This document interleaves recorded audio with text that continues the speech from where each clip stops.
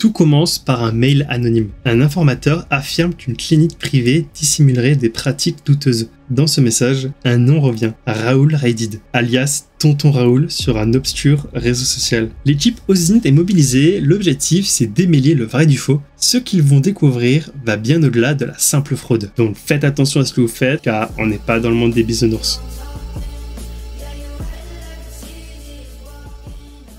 La première étape est d'identifier ce mystérieux Raoul. Sur le réseau social.osein.eu, Raoul poste régulièrement. Il y parle de bien-être, d'énergie, de consultation, mais aussi, par erreur, d'un lien vers son propre backup. L'équipe télécharge le fichier et à l'intérieur un CV, un calendrier, une thèse et un mot de passe à la sécurité douteuse. Raoul est bien docteur, mais en pharmacie. Et sa thèse, elle recommande un dosage de 8000 mg par jour de paracétamol, soit presque 3 fois la limite légale. Un détail qui pourrait sembler anecdotique s'il ne mettait pas des vies en danger. Un autre individu attire l'attention, Christine, mentionnée dans le calendrier de Raoul. Elle y apparaît à la date du 19 avril 2024 à 17h30 pour une consultation SEP. Mais surtout, elle évoque sur le réseau social un stage dans un champ bio au nord de Rochechouart. Surface précise, 2161 m². L'équipe recoupe avec carte bio, puis géoportail et finit par identifier la parcelle, section B 1089. Un lieu réel, une activité bien en place. On comprend alors que le réseau dépasse le simple cadre médical. Dans le même cercle social, un certain Edgar dit avoir perdu son sac. Un détail? Non, une faille humaine. En recherchant dans les sites d'objets perdus, l'équipe découvre sa véritable identité. Isaac Dechèvre. LinkedIn permet de tracer ses activités. Isaac a travaillé chez Ricoh Canada Inc.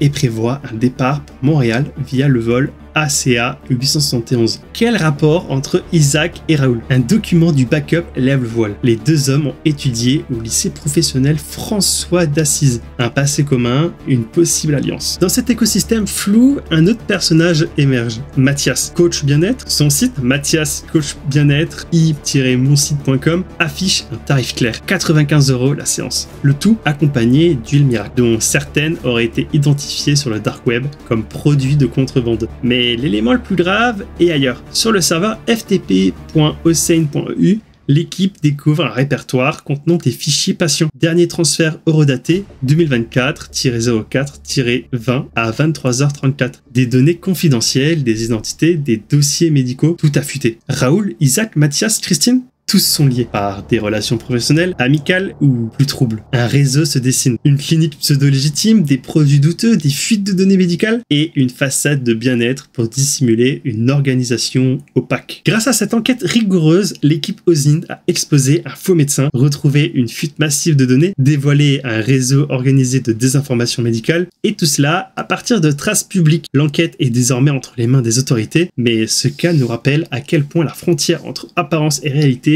peut être mince. Si ce type d'enquête d'OSINT vous fascine, abonnez-vous, likez et dites-moi dans les commentaires quelle piste vous aurez mis la puce à l'oreille. Allez, salut!